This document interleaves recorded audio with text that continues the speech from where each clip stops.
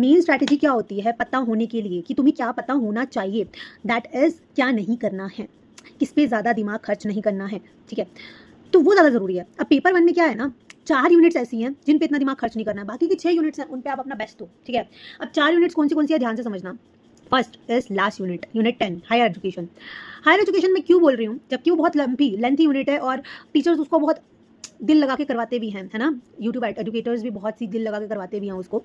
But मैंने जहाँ तक देखा है ना, मैं हायर एजुकेशन से कितना मर्जी पढ़ के चली जाती थी, कितना मर्जी मैं उस पर दिमाग खर्च कर लेती थी, but after all in exam हमें तुक्का ही लगाना पड़ता है। वो क्यों? क्योंकि हायर एजुकेशन इतनी वास्ट है। तुम सोच के देखो यार, इतना हिस्ट्री वाला टॉपिक, हिस्ट्री से तुम कुछ भी उठा के दे सकते हो ना बच्चे को, ना वो क्वेश्चन कर सकता है तुम्हारे क्वेश्चन पे, ना ही वो अपनी वर्ड पे क्वेश्चन कर सकता है, बस उसको वो आंसर देना पड़ेगा जैसे भी, ठीक है। तो हायर एजुकेशन मैं नहीं मान के चलती कि कोई टाइम देने वाली यूनिट है, it is very time consuming unit. तो वहाँ से सिर्फ आप उतना कर लो कि आपको क्रोनोलॉजी तक याद हो जाए, है ना, कॉलेजेस के नाम याद हो जाएं, है ना, ईयर्स याद हो जाएं, ये सब चीज़ें याद कर लो। बाकी लेंथ में जाने की कोई ज़रूरत नहीं है इस यूनिट की कि इस यूनिवर्सिटी का ये है, इस यूनिवर्सिटी का वो है, भागलपुर में है, ये है, वो है। नो, इससे बढ़िया तो बढ़िया अपना स्ट्रैटेजी से तुक्का मार के आना और वो काम कर जाएगा, ठीक है। मेरा आशीर्वाद है तुम्हारे साथ। Second unit is DI। अब DI में बच्चे क्या करते हैं ना, उसी में लगे रहते तक मास्टर्स ना हो जाए, वो लगे रहते हैं, जबकि उसका कोई फायदा नहीं है। जो DI जैसी यूनिट है ना, उसको स्मार्टली करो। आप डेली का एक DI करो सॉल्व, एक DI, सिर्फ एक DI, हर तरह का DI सॉल्व करो, हर दिन एक DI। आपकी उससे DI भी प्रैक्टिस हो जाएगी और ज़्यादा टाइम कंज्यूम भी नहीं होगा, राइट। तो DI भी एक ऐसी यूनिट नहीं है कि जिसको तुम पूरा एक दिन लेके बैठ गए हो कि हाँ तो मैं पूरा DI कंप्लीट कर लूँगी ऐसा करके, तो that is not worth it. अब सेकंड हो गया। Third unit is mathematical reasoning and aptitude. Likewise जैसे DI का मैंने बताया, वैसे ही मैथमेटिकल रीजनिंग एंड एप्टीट्यूड भी है, वो एक प्रैक्टिस मांगता है। DI भी एक प्रैक्टिस मांगता है। ऐसा नहीं है कि तुमने आज कर लिया और 3-4 दिन छोड़ के तुमने सोचा कि चलो आज रिवीजन कर लेते हैं, नहीं। मैथमेटिकल रीजनिंग आपको कंटिन्यूसली करना पड़ेगा और उसके लिए आपको ऐसा नहीं है कि आज पूरा दिन लेके बैठ गए, कल पूरा दिन लेके बैठ गए, नहीं। आप पूरा दिन थ्योरी कर रहे हो, शाम का 1 घंटा निकालो मैथमेटिकल रीजनिंग के लिए, जिसमें कि आप एक टॉपिक स्टार्ट कर लो। जैसे कि आपने सोचा कि आज मैं प्रॉफिट एंड लॉस के क्वेश्चन करूंगा और मैं यूजीसी से भी उठा के देखूंगा कि कौन से किस तरह के क्वेश्चन यूजीसी पूछ रहा है इस यूनिट से, इस प्रॉपर टॉपिक से, है ना। तो आपका डेली का एक टॉपिक जो है वो सॉल्व हो जाएगा और मैथमेटिकल रीजनिंग में कुछ 7-8 टॉपिक होंगे। आपका वीकली पूरा एक मैथमेटिकल रीजनिंग कवर हो जाएगा। नेक्स्ट वीक आप बेशक फिर से उठा लो और उससे आपकी प्रोफिशिएंसी डेवलप हो जाएगी, राइट। अब आते हैं फोर्थ यूनिट पे। कौन सी हो सकती है फोर्थ यूनिट?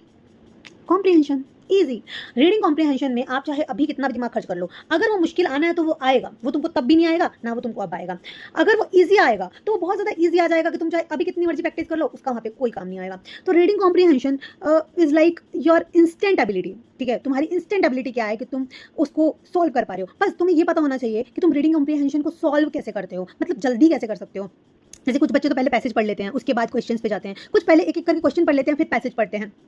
तो सबका अपना अपना दिमाग चलता है, सबका अपना अपना एक कैपेबिलिटी होता है, राइट। अभी 4 यूनिट तो थी जिनके ऊपर तुम्हें बिल्कुल भी दिमाग खर्च करने की जरूरत नहीं है, बट बाकी की जो 6 यूनिट हैं that is very very important. Teaching aptitude, communication, research aptitude, ICT, PDE, है ना। ये सारी यूनिट जो हैं आपकी बहुत बहुत इंपॉर्टेंट यूनिट है। देखो अब इसमें भी क्या है ना, अगर तुम एक माइंडसेट बना के चलोगे ना तो तुम्हारा ये भी वर्क हो जाएगा। तुम इनको डिवाइड करो यूनिट्स को। दूसरी बात, टीचिंग एप्टीट्यूड बहुत बेसिक यूनिट है, इसके अंदर कुछ चीज़ें हैं जो आपको याद रखनी पड़ेंगी। जैसे थ्योरीज आपको अच्छे से समझ में आनी चाहिए और लर्निंग टूल्स जो हैं वो बहुत अच्छे से आने चाहिए। स्वयं प्रभा आपको पता होना चाहिए, उसके चैनल्स आपको पता होने चाहिए। बाकी की चीज़ें बहुत बेसिक है कि teaching style, adolescent, adult learner, ये वो आप एक बार पढ़ोगे आपको बेसिक समझ में आ गया तो समझो आ गया, ठीक है। मेमोरी वगैरह ये सब है ना। कम्युनिकेशन एक बहुत छोटी सी यूनिट है। आप मीडिया वगैरह देख रहे हो आजकल, बहुत सी चीज़ें कर रहे हो, तो जब हम रियल लाइफ से उसको कनेक्ट करते हैं तो communication is very easy, right. तो कम्युनिकेशन भी हो जाएगा। अब रहती है बात ICT की। ICT की किसी बच्चे के अंदर मास्टर नहीं होती है, किसी बच्चे को बहुत अच्छे से ICT आता है जो ICT बैकग्राउंड के हैं, जस्ट लाइक PDE हम EVS वालों के लिए बहुत ईजी यूनिट है, हमें वो छेड़नी भी नहीं पड़ती है क्योंकि हम ऑलरेडी EVS में उसका डेप्थ पढ़ चुके होते हैं, राइट। तो ऐसे ही ICT, जिन बच्चों का बैकग्राउंड ICT है उनको ICT पढ़नी नहीं पड़ती है, बट जिनका नहीं है उनके लिए ICT बहुत डिफिकल्ट है। बट लोगों को ये भी बहुत ज़्यादा मिसअंडरस्टैंडिंग रहती है कि ICT बहुत छोटी यूनिट है, छोड़ देते हैं, आ जाएगा। नहीं, ICT बहुत टाइम कंज्यूमिंग है और ICT में से बहुत क्वेश्चंस पूछे जाते हैं, माइंड इट, पूछे जाते हैं। आपको ICT का एक एक टॉपिक, एक एक चीज़ें क्लियर होनी चाहिए, तब जाके आप उसके क्वेश्चंस को सॉल्व कर पाओगे। ICT में तो आप तुक्का भी नहीं लगा पाओगे, आपको बस यूं ही आंख बंद करके मारना पड़ेगा अगर आपको जरा भी आइडिया नहीं है उस चीज़ का। तो ICT पे थोड़ा ध्यान देना, PDE पे बहुत ध्यान देना। PDE से बहुत क्वेश्चन पूछे जाते हैं, EVS स्टूडेंट से PDE से मैक्सिमम क्वेश्चंस नहीं पूछे जाते हैं, जबकि दूसरे बैकग्राउंड वाले स्टूडेंट से EVS के क्वेश्चंस पूछे जाते हैं। वो सब्जेक्ट टू सब्जेक्ट मैटर करता है, जैसे हमसे ICT के क्वेश्चंस बहुत पूछे जाते हैं। थर्डली अब आईसीटी हो गया, पीडी हो गया, टीचिंग एप्टीट्यूड हो गया, कम्युनिकेशन हो गया, रिसर्च एप्टीट्यूड सबके लिए ऑलराउंडर है। रिसर्च एप्टीट्यूड बहुत इंपॉर्टेंट है, इसमें सैम्पलिंग वगैरह से बहुत क्वेश्चंस पूछे जाते हैं, छोटी छोटी टर्म्स से बहुत ज़्यादा क्वेश्चंस पूछे जाते हैं, तो रिसर्च एप्टीट्यूड को भी मिस मत करना। अब एक यूनिट है लॉजिकल रीजनिंग, सबसे ईजी, सबसे इंटरेस्टिंग और सबसे इंपॉर्टेंट यूनिट, सबसे ज़्यादा स्कोरिंग यूनिट अगर मैं कहूँ पेपर 1 की, तो वो है लॉजिकल रीजनिंग। अगर आपने उसके अंदर मास्टरी कर ली तो समझो आपने पेपर 1 का कमांड ले लिया है, ठीक है। और मेरी कमांड पेपर 1 में लॉजिकल रीजनिंग की वजह से ही है। सो कीप इन माइंड, यही सब चीज़ें हैं जो आपको याद रखनी है।